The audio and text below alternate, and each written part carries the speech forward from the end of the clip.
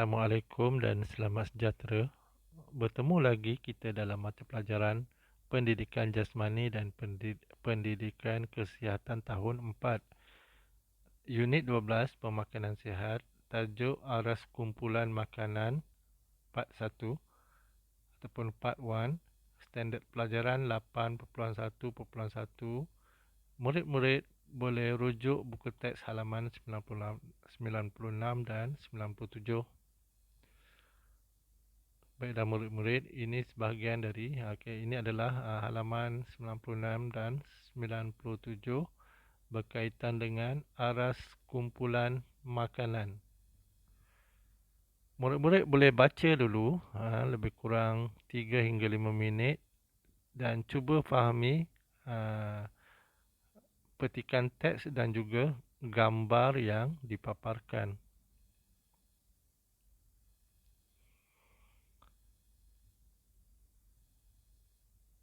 Aras kumpulan makanan. Kita perlu mengamalkan pemakanan seimbang, iaitu pengambilan makanan daripada aras dalam piramid makanan Malaysia. Hal ini penting kerana setiap aras mempunyai jenis makanan dan fungsi yang berbeza. Maksudnya di sini murid-murid, aras kumpulan makanan ini adalah diet seimbang yang disyorkan oleh Kementerian Kesihatan Malaysia kepada kita semua supaya mengambil makanan yang seimbang dan berbeza mengikut aras dan juga jumlah yang perlu diambil dalam sehari. Baiklah murid-murid, ini adalah piramid makanan Malaysia yang cikgu rujuk dalam dalam web Kementerian Kesihatan Malaysia. Tapi yang ni sama dalam buku teks tapi yang ni sebenarnya piramid makanan Malaysia 2010 yang lama punya Jadi dalam buku teks pun yang lama juga dari segi aras jika murid-murid lihat ataupun rujuk dalam web Kementerian Kesihatan Malaysia pada tahun 2020 kementerian tersebut ada mengeluarkan piramid makanan Malaysia yang baru di mana perubahan yang ada perubahan yang aras 1 dan aras 2 bertukar. Okey, kita lihat dulu piramid makanan Malaysia. Aras 1 contoh makanan nasi, mi, roti, bijirin, produk bijirin dan ubi-ubian. Okey, aras 2 buah-buahan. Yang bawah tadi 4 hingga 8 sajian sehari makan secukupnya. Maksudnya kita perlu ambil 4 hingga 8 sajian sehari mengikut kuantitinya. Okey, aras 2 tadi buah-buahan sekurang-kurangnya ataupun 2 sajian sehari, sayuran pula 3 sajian sehari. Kemudian aras 3 ikan, ayam, daging dan legum setengah hingga 2 sajian ayam, daging, telur. Kemudian 1 sajian ikan sehari. Okey, setengah hingga 2 sajian legum sehari. Okey, susu dan produk tenusu 1 hingga 3 sajian sehari. Makan dengan sederhana. Yang aras 2 tadi makan banyak. Okey, yang aras 1 tadi makan secukupnya. Dia tak cakap makan banyak yang makan banyak aras 2. Yang aras 1 makan secukupnya Okey, aras 4 pula yang paling atas tu lemak, minyak, gula, garam makan sedikit, perlu diambil dalam kuantiti yang sedikit. Sebenarnya murid-murid yang cikgu paparkan ini piramid makanan Malaysia ni disyorkan untuk orang dewasa. Untuk kanak-kanak seperti murid-murid dia perlu ada adjustment. Kita perlu sedikit kita perlu ubah sedikit apa yang disyorkan oleh piramid ini Okey, yang ni yang cikgu cakap tadi, piramid makanan Malaysia 2020. Yang bezanya, kalau mula-mula lihat, yang aras 3, sebab yang piramid makanan Malaysia 2010 ni, tahun 2010, yang bijirin tu, yang nasi mi roti ni berada di tahap 1 kan, di level 1, aras 1. Kemudian yang sayur dan buah tu level 2, aras 2 kan. Tapi yang piramid 20 ni, buah di aras 1, maksudnya makan banyak. Kemudian aras 2, bijirin kan, nasi bijirin dan lain-lain.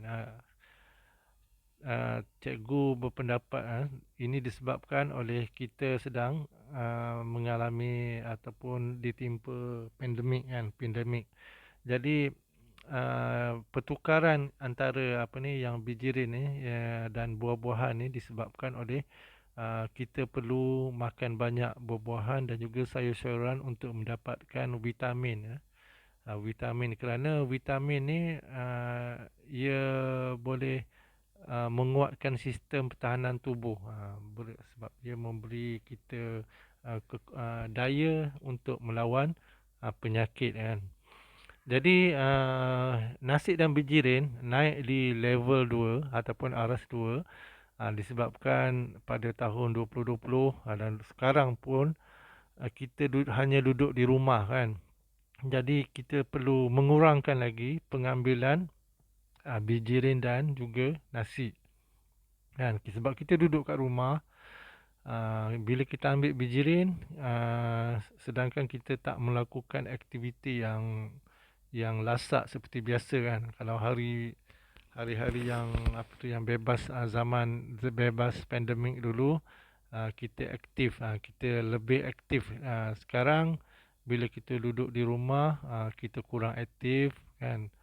Banyak makan, kurang bersenam, jadi ini akan meningkatkan risiko penyakit. Okey, aras 3 masih sama, iaitu susu dan produk tenusu, dan juga ikan, ayam, telur, daging. Yang disyorkan 1 hingga 2 sajian, legum 1 sajian, produk tenusu 2 sajian untuk 1 hari. Nasi tadi 3 hingga 5 sajian. Kalau berbeza kan.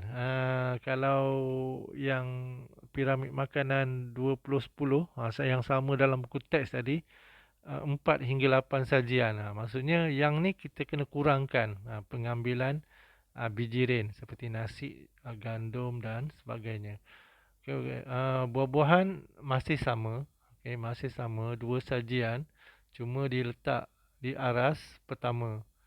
Sayur-sayuran pun 3 sajian. Sebenarnya masih sama, levelnya masih sama. Saranan pengambilan tu masih sama, cuma pertukaran aras disebabkan oleh kita perlu mengurangkan pengambilan bijirin, nasi dan lain-lain. Okey, kita lihat satu persatu aras. Yang ni kita kembali kepada piramid makanan Malaysia yang lama. Okey, aras 1, sumber tenaga utama perlu diambil secukupnya. Ia memberikan tenaga. Antara contoh makanan termasuklah nasi, roti, jagung, keledek, kentang, oat, barli, tosai, capati, mi dan biskut. Ini makanan berasaskan bijirin, seperti gandum, oat dan juga beras kan. Okey, contoh makanan, ni antara contoh. Okey, dalam tu ada gambar, ada oat, ada beras, ada jagung, ada roti, ada kentang, ada pulut, macam-macam kan. Itu adalah makanan aras 1. Okey. Makanan aras 2 pula yang mengandungi vitamin dan mineral. Yang tadi tu makanan aras 1 karbohidrat. kerana karbohidrat ni biasanya untuk memberikan kita tenaga kan. Okey, aras 2, makanan yang mempunyai vitamin dan mineral. Okey, sumber serat, vitamin dan mineral perlu diambil dalam kuantiti yang banyak, membantu dalam penghadaman perjalanan fungsi organ yang sempurna dan meningkatkan ketahanan badan. Antara contoh makanan termasuklah sayur-sayuran, hijau dan buah-buahan. Okay, baiklah murid-murid. Di musim pandemik ini, kita perlu mengambil banyak buah-buahan. Kita perlu makan buah-buahan kerana dalam buah-buahan tu banyak vitamin. Okay, vitamin ni pula akan menguatkan tubuh kita, akan menguatkan sistem pertahanan tubuh badan kita melawan penyakit. Sekarang penyakit pandemik COVID-19 kan. Jadi dengan adanya kita makan buah-buahan ni, mudah-mudahan badan kita bertambah kuat untuk melawan penyakit yang datang. Baiklah, okey, ni contoh makanan aras 2 yang di sebelah kiri buah-buahan, contoh buah-buahan, dan di sebelah kanan contoh sayur-sayuran. Okey, aras 3 yang mengandungi sumber protein. Perlu diambil dalam kuantiti yang sederhana. Okay, jangan lebih-lebih, ambil sederhana saja. Okay, membantu dalam proses tumbesaran seseorang. Untuk bila kita mengambil protein ni, dia akan membantu tumbesaran tubuh badan kita. Tubuh badan kita semakin besar, semakin naik mengikut tahap dan usia. Antara contoh makanan termasuklah ikan, daging, susu dan keju. Ini sumber protein.